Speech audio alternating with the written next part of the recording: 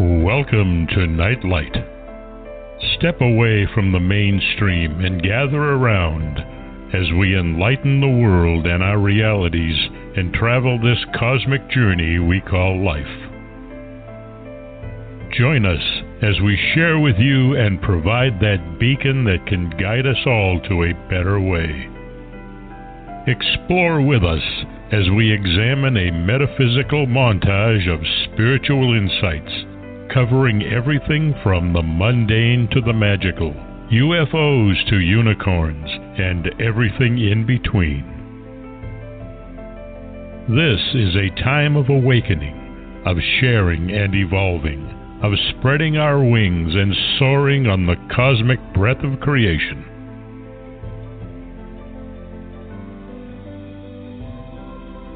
Come and join with other light-minded spirits as we weave our lights together to seek understanding, enlightenment, and, with a little luck, some wisdom. This is Nightlight, a reminder that you are never alone.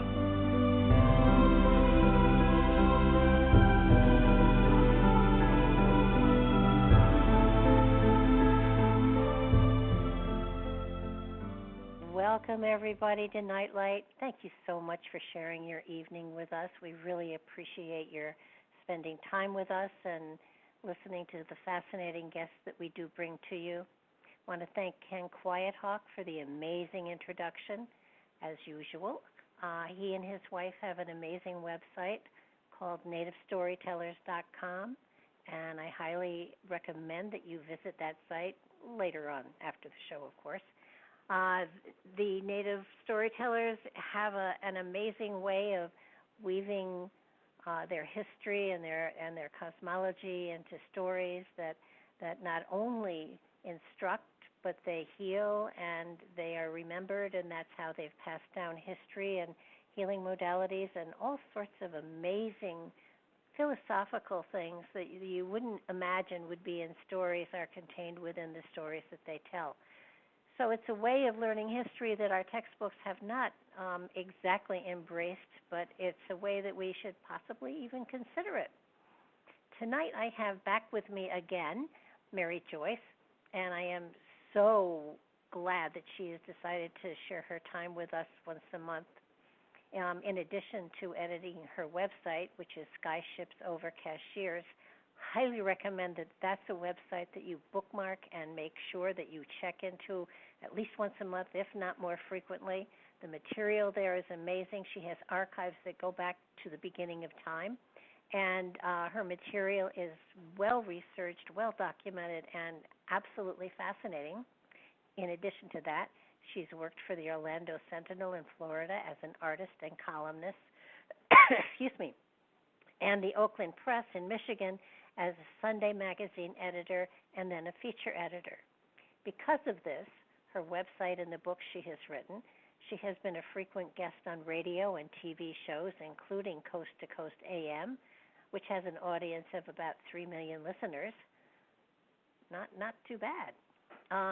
The Travel Channel and the internet TV shows in Ireland and Australia.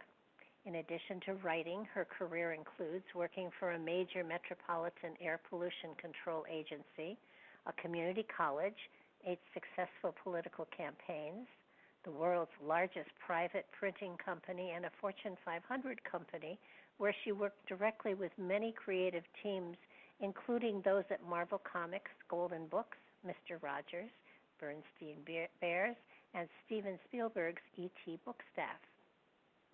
Tonight, we're going to be talking about her latest book, which is called Bigfoot Beyond the Footprints, and I have to say it's about time somebody put the other side of the story of Bigfoot out there, because there's information in this book that everybody should know, has to know, and it will give you a different way of looking at these amazing creatures and understanding them a little bit better. So before I get into actually reading the book to you, welcome to the show, Mary. I'm so glad you're with us again.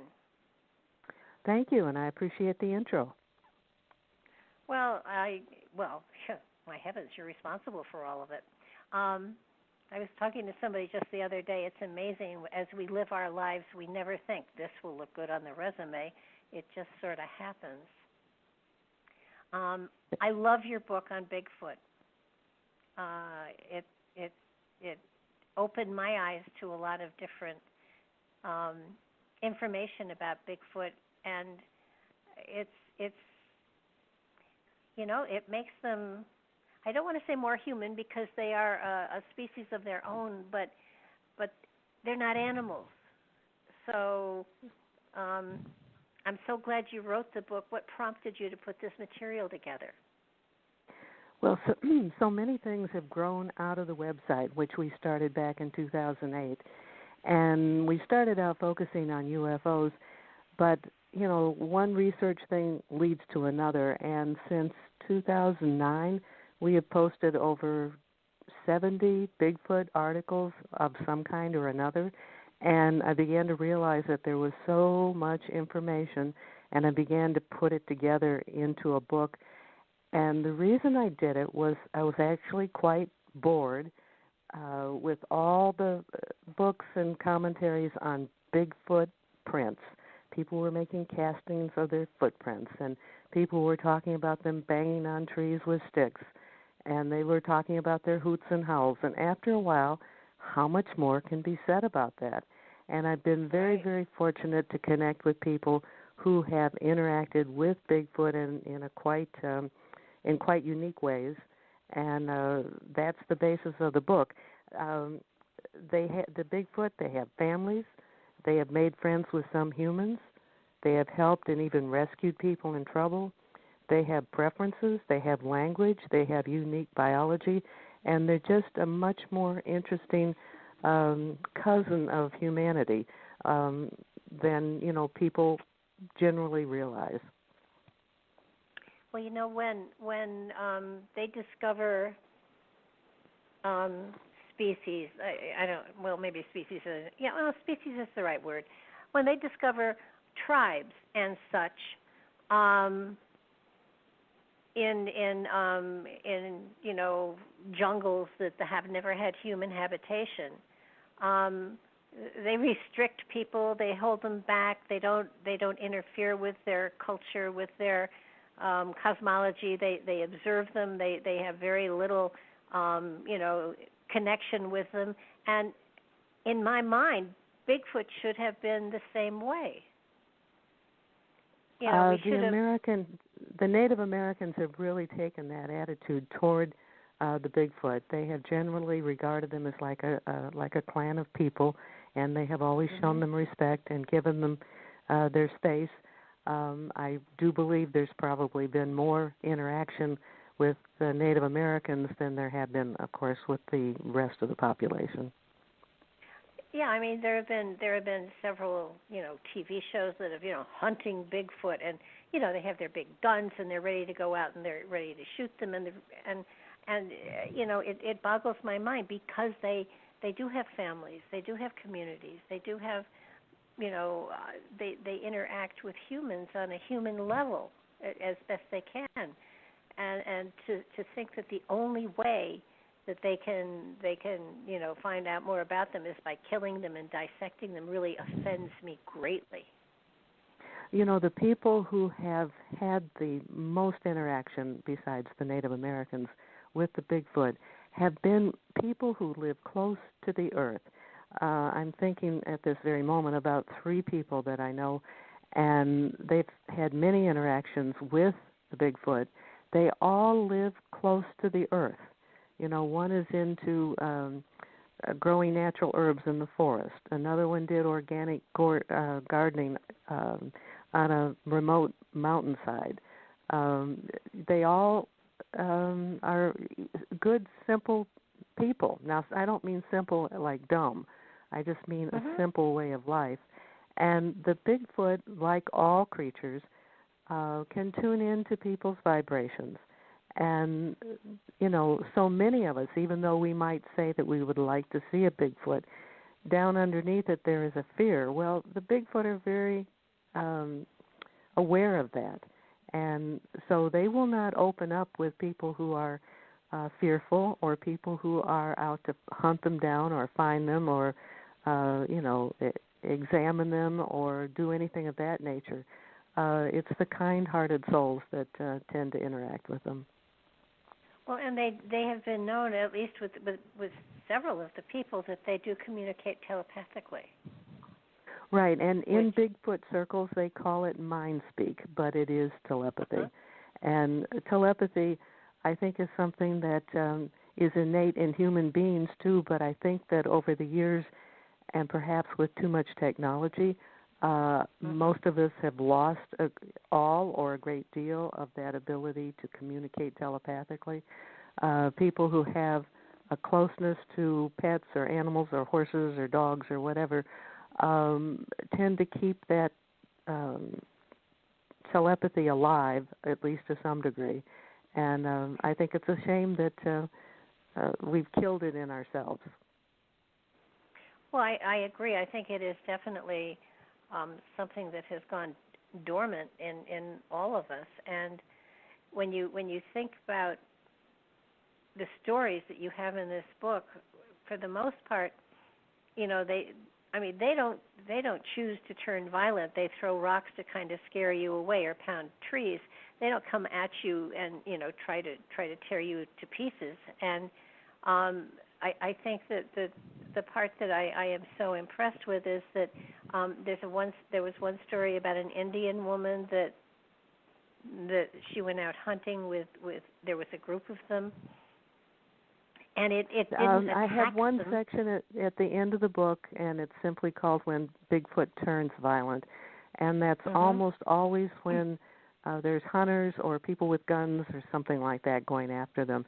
And when I was out in South Dakota almost exactly a year ago, I was on the Lakota Pine Ridge Reservation and met a young woman who at the time was 29 years old, and her grandfather was a medicine man and her older brother was. And she had a lot of natural gifts herself, though she had no, title or anything to go with it. And she and I think, like a sister and brother-in-law went out hunting in a more remote part of the reservation, and they had a brand new truck, and they went down into a gully, and they were hunting for a deer, and the truck went dead on them, even though it was brand new, and they were down in, let's say, a ravine or a gully, and a Bigfoot was up on top with large stones throwing it at them. And basically what was happening was they were interfering with his hunt for this deer, and he was trying to get them out of there. And he did get kind of more than rambunctious. He was shaking the truck, and they were very, very frightened by him. Now that's the most violent story that I have heard firsthand from somebody. But I assume that's a story you wanted me to tell. Well, yeah, it fascinated me, and those that have made friends with them did so the way you would do with in any approach to someone who was unfamiliar with you. Whether it's an animal or whether whatever.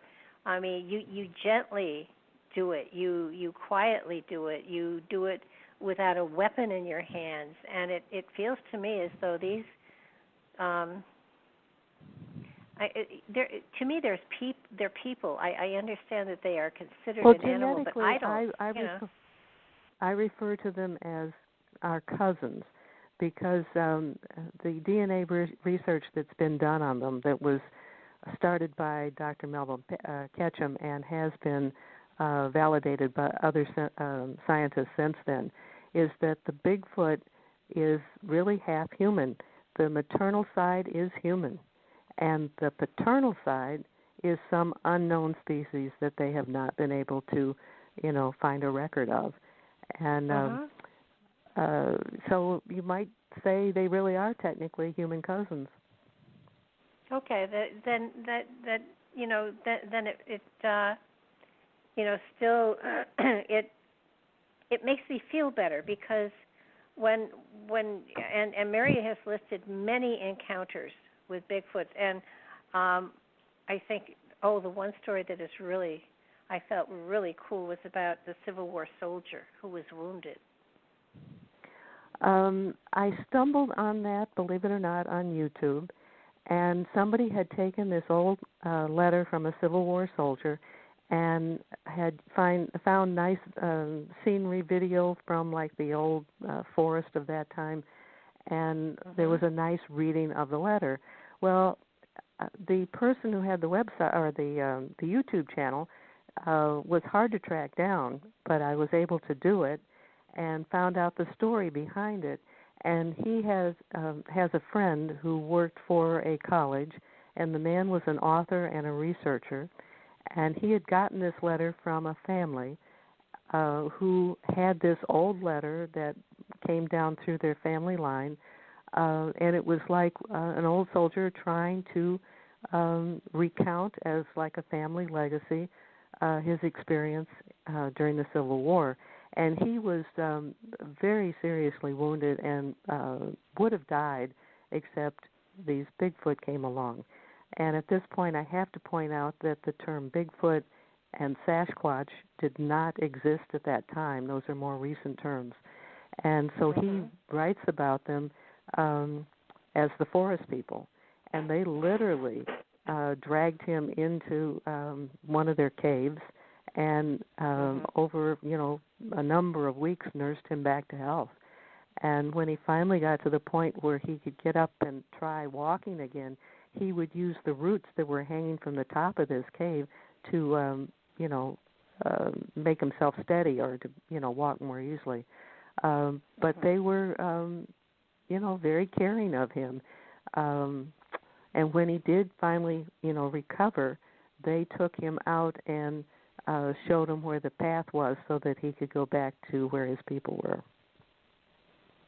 Now, the story is actually quite good. The story's quite good, and so a summary of it doesn't give you the feel of it. And so I literally... not at all. No, I know it doesn't. And so I literally went and transcribed the letter word for word so that people could really get the flow of what this old soldier had written. Well, and they literally used herbs or something like that to help heal him. He talked about a female Bigfoot, because it was a clan of Bigfoot that helped him. It wasn't just like one. And she would chew on something which had to be herbs or of some kind, and she would pack his wounds with that. And of course, at first he was kind of repulsed by that, but he had no energy and he couldn't fight it, and it didn't hurt that bad, so he allowed her, or he didn't resist, and obviously it helped with the healing. So you got that, and then he was stuck there and he couldn't move, and so, as he said in more gracious terms, the part of the cave where he was being kept began to smell really bad. And one day, one of the Bigfoot came in there with white powder in her hands and spread it over the area around where his bed was. And he said they knew about, I think he said, lime, which is used to get rid of the odors. So there's some knowledge there that goes beyond what any of us would have thought of.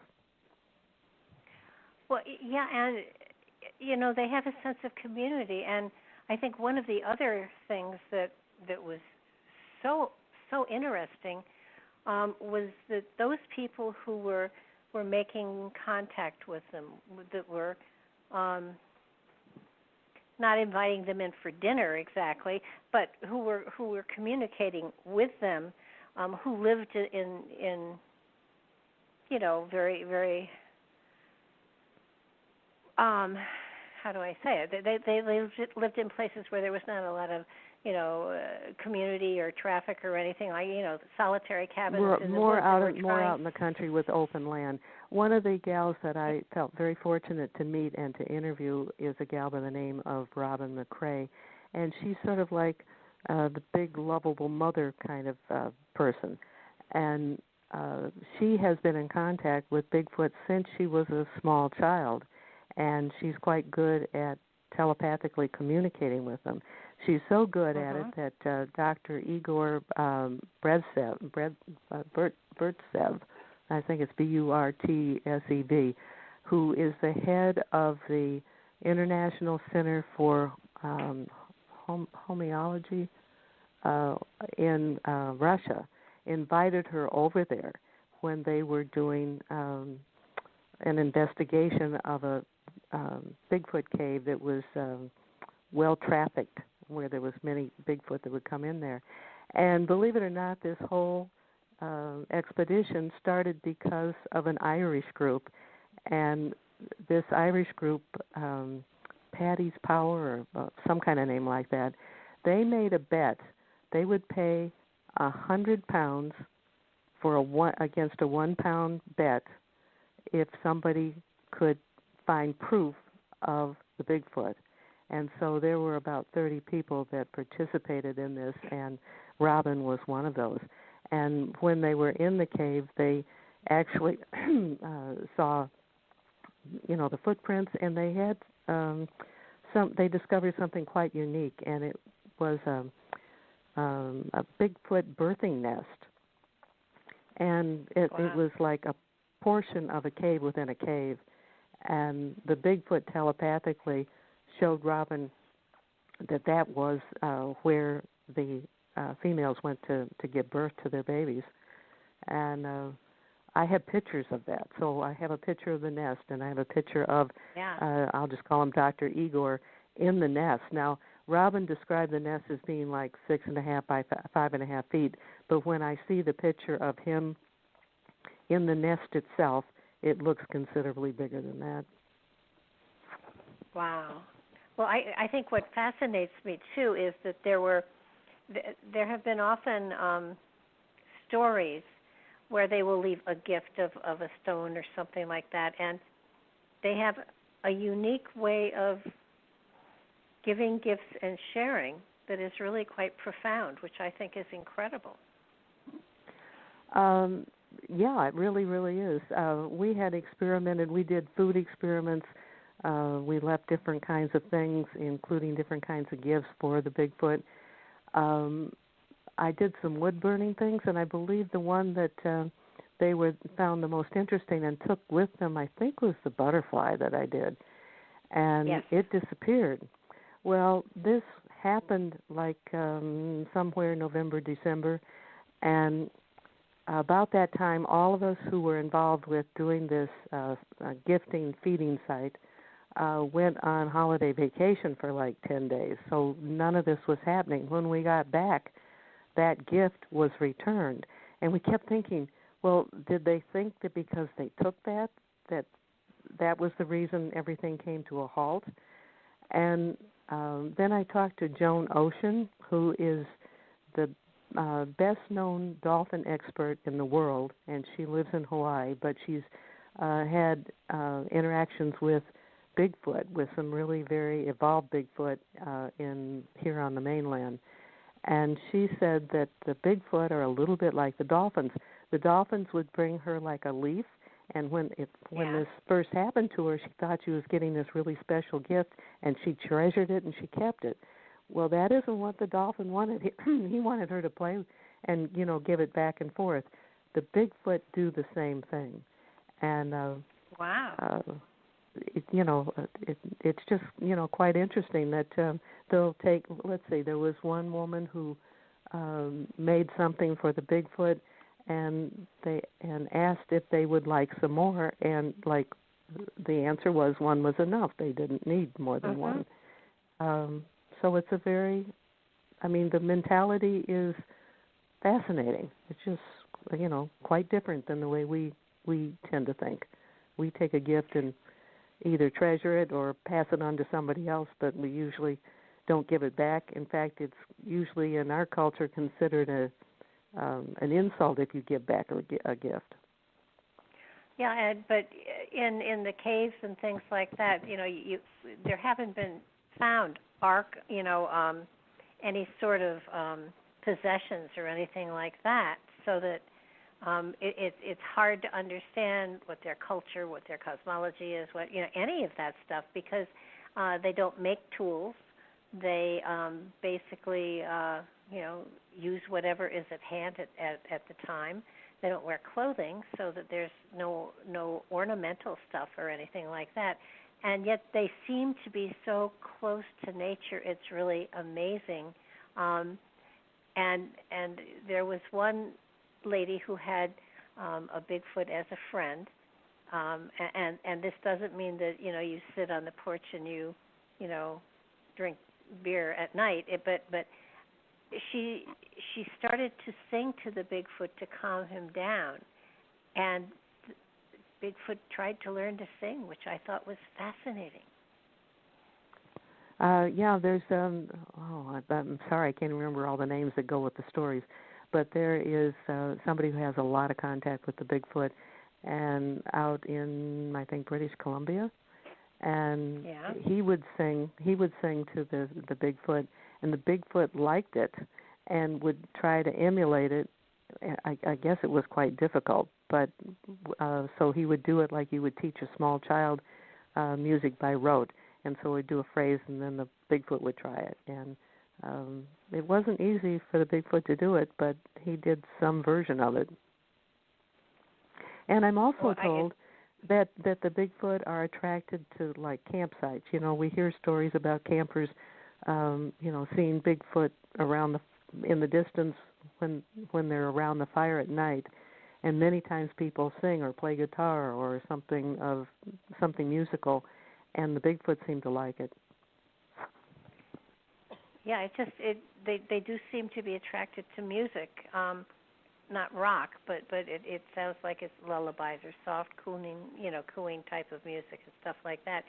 But also, you did discover that it appears there is a language of some sort that they utilize.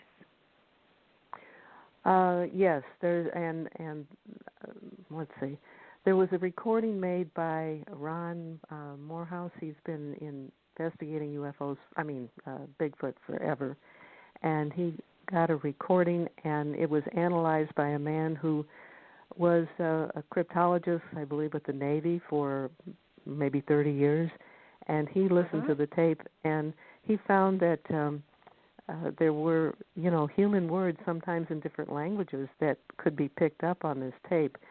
The Bigfoot speak real rapidly. We wouldn't know it just to hear it, and he would always have to slow the tape down in order to hear it. But they I give people the way they can find that and listen to the tape for themselves. Yeah, it's in your book because one was samurai chatter, and then there was some Spanish. There were several different languages that they were able to pick up words or parts of words, and there was also some English as well. So that there was two of them that stuck out in my mind. One was one of the Bigfoot said it almost like pidgin English or bad English. Me what food plan food. In other words, it sounded like me want plenty of food, really. And another time there was food. Me want. I don't know. I thought plenty food. I thought since he said food twice, I think he wanted a lot of it. That's the way I interpreted it, but you could do it either way. Yeah, it could be either way. You're absolutely right. Yeah, absolutely could be. But and there was another part that was recorded where it was a female talking to the male, and it was slow enough that they could almost hear it in real time. And the female said, "Are you talking to them?" And the male responded rather slowly, "No, I won't." And that just sounded like a human couple, in my opinion. Yeah, kind of like, "Are you talking to them? Are you crazy?" No. Yeah, leave it. Even they get henpecked apparently. But no, it was. But anyhow, that's an interesting chapter that I have in the book, and. It's pretty hard to explain it all just in quick words. But there have been words like one of them saying danger or be careful. And well, and then the telepathy as well. I mean, they will say, don't follow me, or don't go there, or don't, danger, or things like that. They are able to get that across to people as well. So, to me, that's a highly cultured grouping. It's not. They're choosing to live where they live. They've been around for a very long time. If they wanted to integrate into, of course, I think they'd be crazy to integrate into human. The way we are right now, I would stay real clear of us. Oh, geez, yeah. The other thing that I thought was very interesting, I mean, you bring together studies that have been done that nobody hears about, and that's what I love about you and your website, because you really go into areas that, people have kind of shoved under the rug, and it's, this is no big deal. Talk about their fingerprints, because they have fingerprints, but they're different from ours. That's right, and there's a man who was, I'll just say, a fingerprint expert that lived north of Houston, Texas, and he had this theory that maybe he would be able to figure out a way to determine the sex of a criminal by the fingerprints. And he thought he would learn a great deal by studying the fingerprints of a whole lot of different kinds of primates, and had a very, very big collection. And I've got pictures of the fingerprints, and they're not like any human fingerprint. Instead of having swirls or swirls that kind of have a circular bend to them, the lines in their fingerprints are more vertical, and they also have lines that cross them at an angle. And so on one page I have samples of three different human prints, and then the Bigfoot print. And this was all done by a guy named Jimmy Chilcutt, and he worked for the. He was really highly regarded by the FBI and DEA agents because he was so good at what he did. Well, I think what really bothers me, and I'm so glad that you've done this book, and this is an, it's a book that is such a pleasure to read, because you don't make us feel like we have to sit down and have a science class in order to understand what you've got here. And you've got so many pictures, and they are so great. And it's just beautifully, beautifully done. Well, you've heard me talk about this before. We live in a very, very visual world. And I try to do two things. One is to bring the visuals into the books that I do. And the second is to write in a very concise, easy-to-read fashion so people don't get bogged down. Sometimes people who have such great information get bogged down in so much detail that they lose their audience. And I desperately try to avoid that. No, I have read some books that went on for a couple hundred pages about a spear point, and, you can only take so much on spear points. That's true. That's true. Now, you bring up another thing that I find fascinating, too. I knew that spirit orbs or orbs were often around places where there were earthquakes or volcanoes about to erupt, or places where the energy there was going to be a disturbance in the force.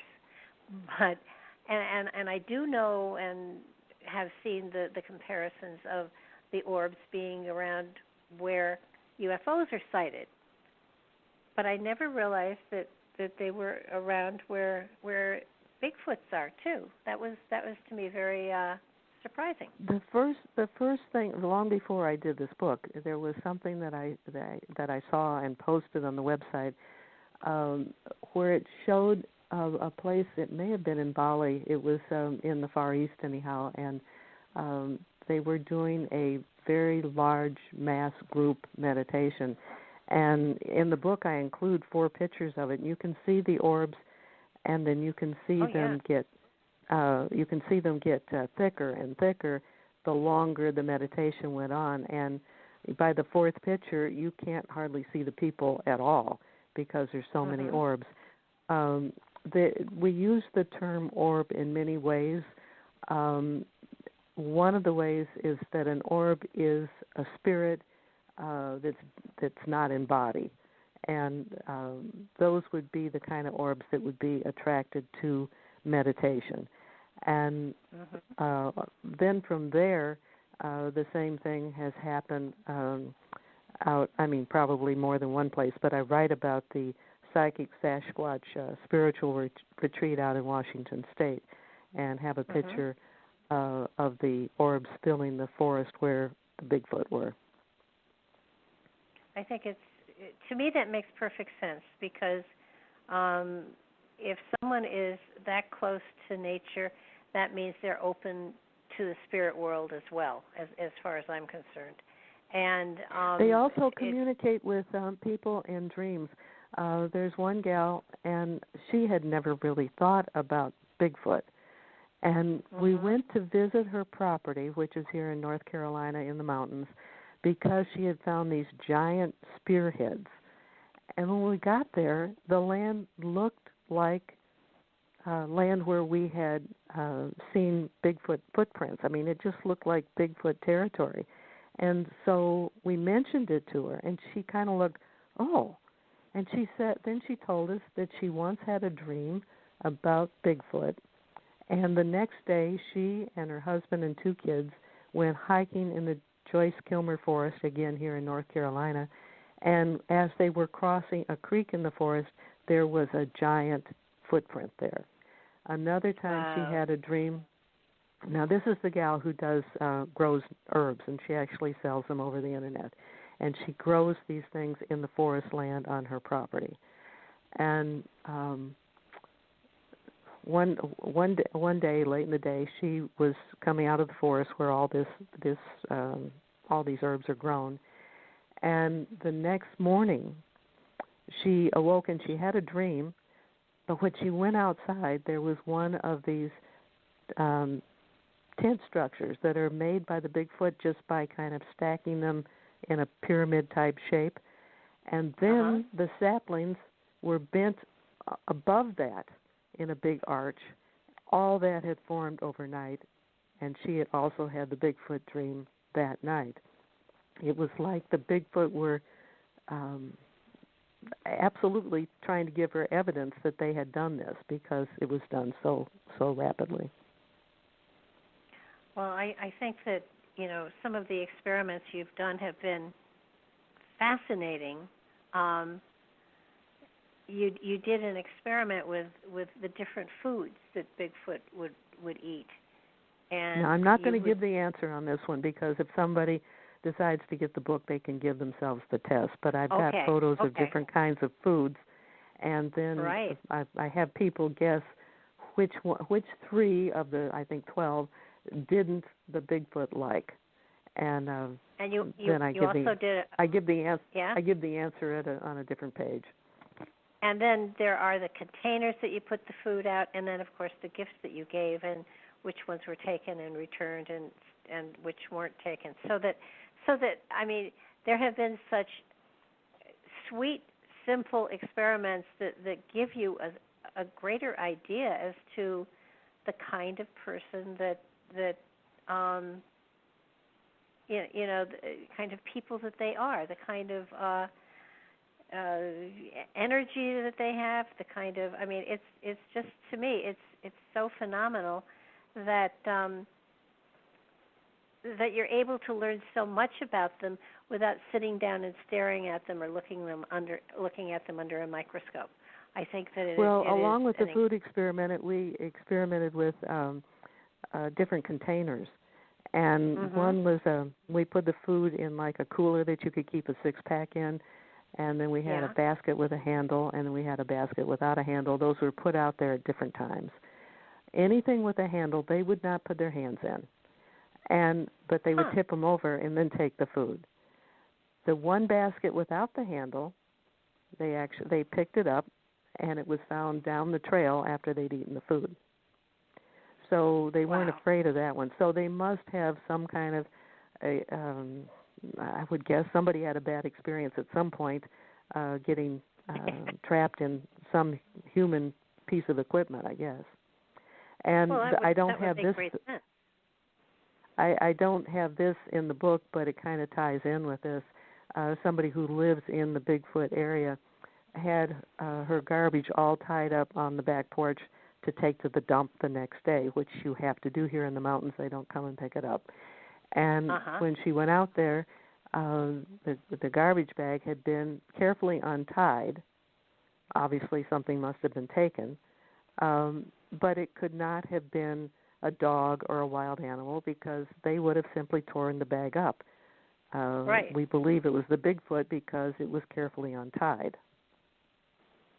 So it's amazing, and then there was someone else who had a garden, and the Bigfoot watched the garden being planted and tended, and would take just enough for it. It didn't steal. It just took a little here and a little there. Oh, there was there was an understanding between the man and the Bigfoot, and nobody felt anybody was stealing from anybody, but they would only take a little bit.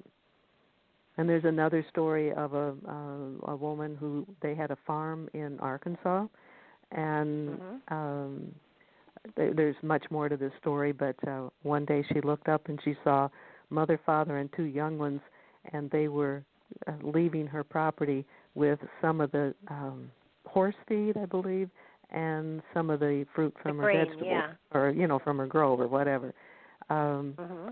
And there was also telecommunication between her and the Bigfoot. It was, I don't have the notes in front of me, but it was like, please don't see us or please don't follow us. Those kind of requests, pretend we're not here, that kind of a response.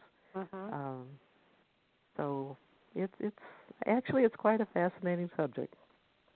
It is, and they're curious. You have stories about how they will investigate houses and cars and stuff like that. And the one lady, I remember this story from quite a while back, where they got into the house and the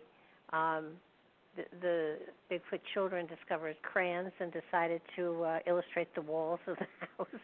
I mean, they're not like a bear comes in and it just breaks everything and destroys everything. And it doesn't feel like that was what they were doing. They were curious. Well, that is, I label that the most active or unique and involved Bigfoot story that I have in the book, and it's there's no way I can tell the whole story right now, but in essence, this woman and her family lived in a small bowl-shaped valley.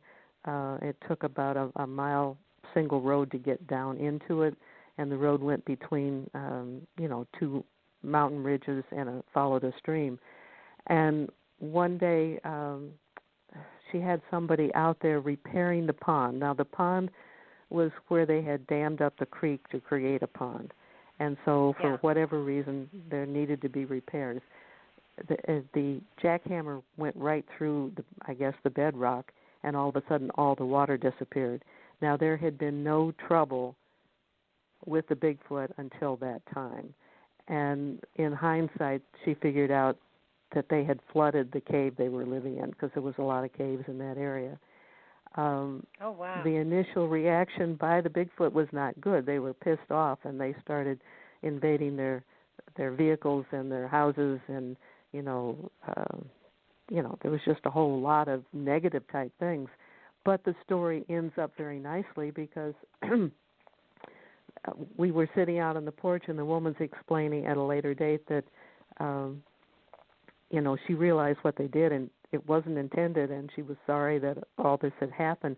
And it was like the Bigfoot must have heard, or I don't know, because after that there was like a gift left in front of the front door, and it was a piece of burlap. I mean, it looked like burlap, and there were 3 very old coins and some kind of other kind of a copper color looking something at her front door. And I do have a picture of that gift that was left, along with the drawings that the kids did on the walls. And we figured it was the young Bigfoot that did it, and there were two reasons for that conclusion. One, there had been different size handprints on the vehicles. There was large, medium, and small, so it indicates there were different size or ages of Bigfoot. And then the drawings were all done below the light switches on the walls. And a Bigfoot isn't very likely, a real Bigfoot, to get down and start drawing at that level. Yeah, and I think one of the other things that one of the people you interviewed, because a lot of people say, oh, there's a foul odor and stuff like that, and that one of the ladies that you interviewed said that they are very clean, that a couple of things on that. One, I have a story from a man who lives near, wild land out in Texas, and I go into details about how the Bigfoot actually use golden root, which is an antibiotic, to make a type of soap, and they will actually clean themselves with it.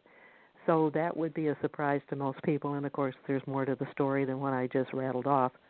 Oh, yeah. The woman, Robin McRae, that I mentioned earlier, she said the variation in hygiene varies tremendously from one individual to another, and some are quite clean and some aren't.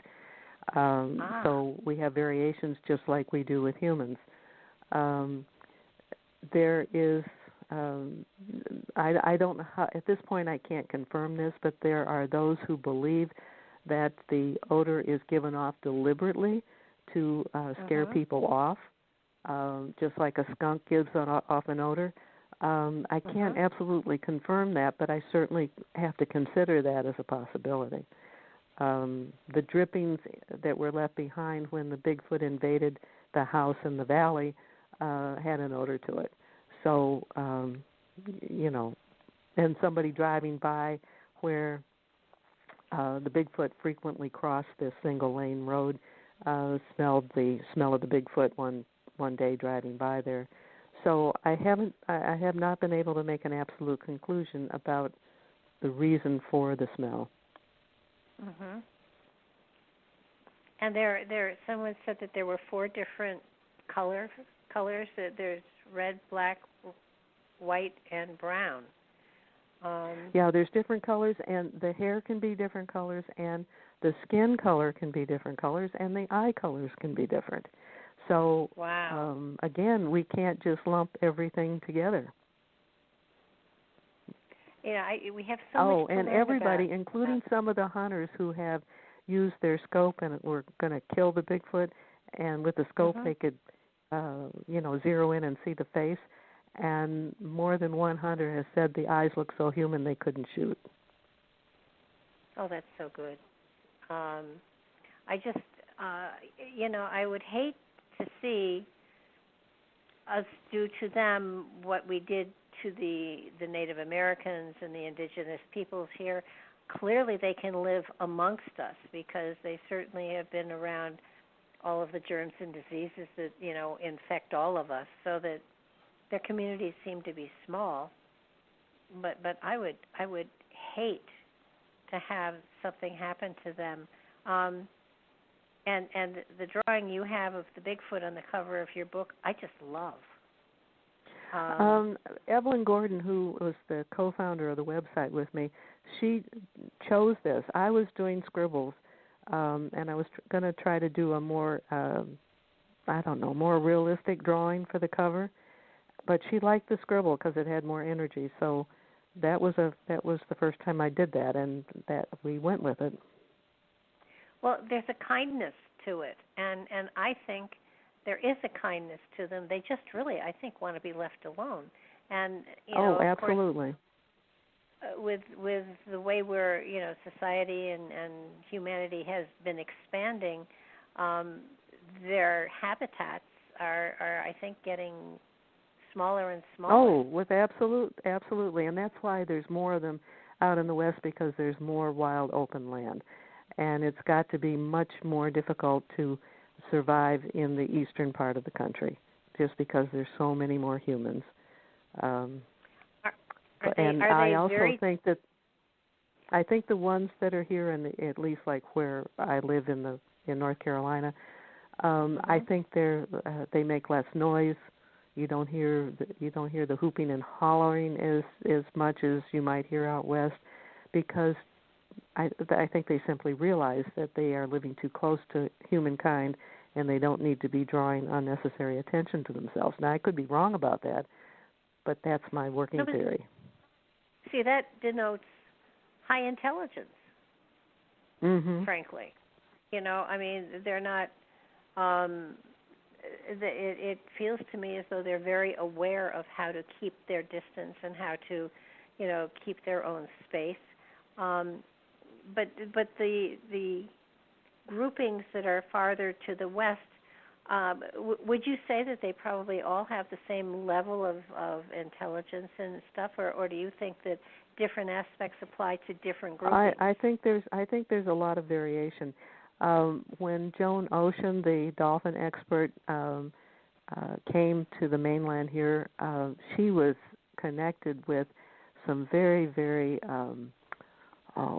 evolved, let's say, educated Bigfoot. That would almost be like shaman leaders among the Bigfoot, and they were able to write notes to her or print notes to her. They were able to give, provide some human history for her. They were able to do a lot of things that I have not seen at this point by Bigfoot in this part of the country. So she probably really was connected in a very significant way. I think they knew she was coming. I think they knew that she was a dolphin whisperer, and so I think they were looking out for her as much as she was looking for them. Now, a lot of the Native Americans, of course, have stories of them and stuff like that. So how far back can you trace reports of them? I don't have an answer for that. Oh, okay. I don't know. I hear different things, but, sharing what I just hear isn't very helpful to anybody. It seems to me that they could even predate us. Well, I guess they couldn't totally if they're part human, but they go back a long time. And I've gotten to the point where I think that we're all hybrids.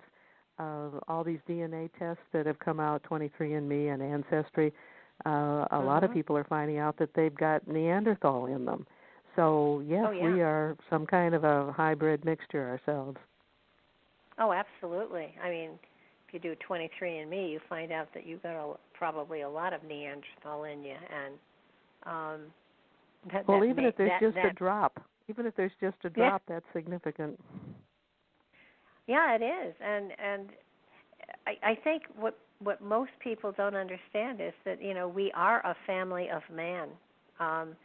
We are all connected, whether, forget color or species or anything, that if you break us all down to DNA, we're all the same. So that this warring or debating or arguing, it makes no sense, because we're all in this together. And I think that your book does a magnificent job of putting forth a lot of the, and I'm not suggesting that everybody go out and try to make friends and contacts with Bigfoot. My suspicion is that if you are sensitive enough, they will make contact with you if you're in the right area. I think that's true. That's true. And when I was at a convention in Gatlinburg this past weekend, and it was called Creatures, Legends, and Lore, and I was doing a PowerPoint showing things about Bigfoot and Cherokee Little People. And why am I telling you that? My thought just suddenly disappeared. Now, isn't that terrible? There was a reason I was going to tell you that. If it comes to me, I'll let you know. Okay, dokie. But it just, Yeah, that happens to me too. Don't worry about it. It's, I think, a sign of great intelligence because there's so much in your head you can't get through it all at the same time. Multiple thoughts coming in at the same time. That's what happens. Yeah, I am so touched by your book, and it was an amazing read, and I strongly encourage everybody to go out and get it because it's a book you'll read and you'll look at Bigfoots in a different way, and they're all over. They're Arkansas, Florida, Louisiana, North Carolina, Siberia, South Carolina. They're almost everywhere that there are mountains that they can actually survive in without having to mix with us, I would think.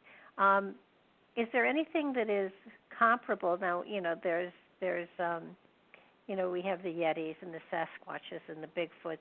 Is there anything in like the South America area that is comparable to what you would call a Bigfoot? I don't have any knowledge of that, though it's hard to believe they might not have them. Most of the things that I hear about are in the more northern latitudes, whether it's Russia or the United States. I just don't hear as much from. Well, now that you think about it, they're covered with hair, so probably the warmer climates wouldn't be good for them anyhow. But it's a good question. I probably should see if I can find out anything about that because at this point I actually do not know.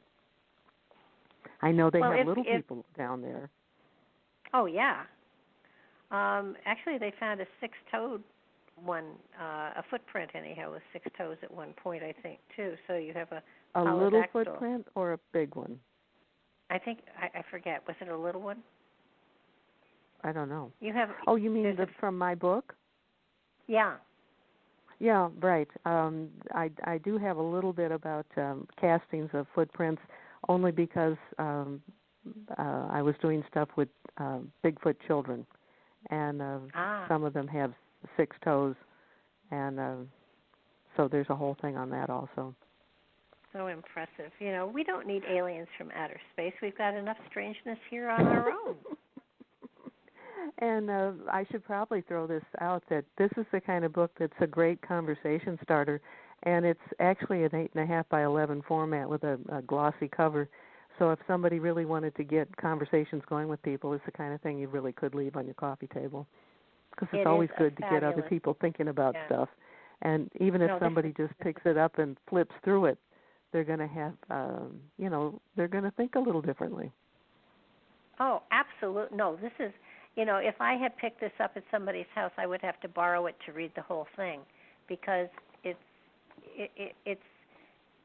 an easy read in that you're comfortable reading it, and the information is so interesting you want to keep going. It isn't a primer by any means, but it is. And they have senses of humor. I mean, they've played with people. They played with one lady, untying her horse and tying it in different places in different ways. And when they did that, they also dragged the water and the food bowl along so the horse wouldn't, I mean, yeah. That whole story, I'm not going to do the ending because I think the ending of it is really cute. But that's an interesting story about the Bigfoot sort of commandeering the lady's Shetland pony. Yeah, it's a fabulous, fabulous book. We're up on our hour, and I want to thank you so very, very much. I so look forward to having these conversations with you about the amazing material you have on your website, and that is skyshipsovercashiers.com. Please, everybody go to the website because you'll be fascinated by it. And this book is great. I'm going to give it for Christmas. And anybody can get it from Amazon. And if people like to support independent bookstores, if you go to Editor's Corner on the website, it'll give you an independent book source where you can get it that way too. Wow. So is there anything you want to publicize before we go our separate ways here? No, the next thing I'm doing is pretty much the local. If people live here in Western North Carolina, I'm going to be speaking at the City Lights Bookstore Tuesday at 6:30. Okay, but do people please check out the website Skyships Over Cashiers. Fabulous site, and meticulously done and brilliantly written, I might add. And I'm so grateful that you spent time with us here tonight. So thanks again, and we'll set a date for next month, next chance I talk to you, and see if we can enlighten some more with your amazing material. Thank you, and you have a good evening. You too. Thanks for being here. Thank you, everybody, for listening.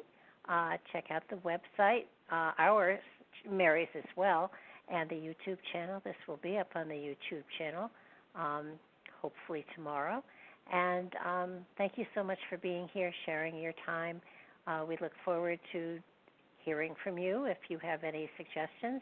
And have a good evening. Good night now.